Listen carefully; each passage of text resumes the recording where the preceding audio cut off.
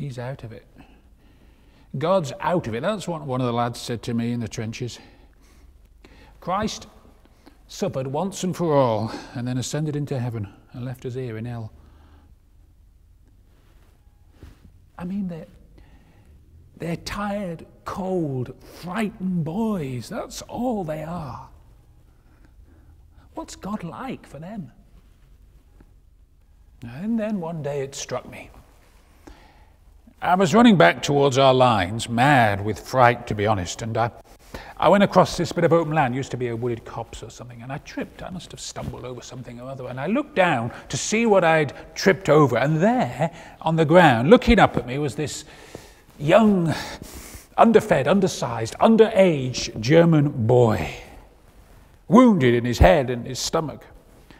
And I looked down at this pathetic creature, and I thought, what's this got to do? What the devil has it got to do with you? You're not some blonde, blue-eyed Prussian. You're a boy. That's all.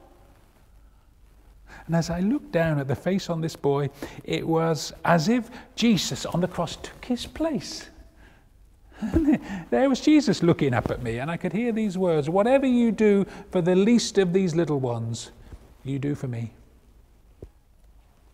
And from that moment on, I never saw the battlefields as anything other than Jesus on the cross. That's what I saw. I saw him in the slums. I saw him in the overcrowded quarter. I saw him in some vulgar street speaking to me of luxury and waste. I saw him in the headlines of a newspaper, speaking out about a lost, bewildered and tortured world. But the vision of life in the cross is not one of despair. It's not. It's one of hope. It's one of confidence.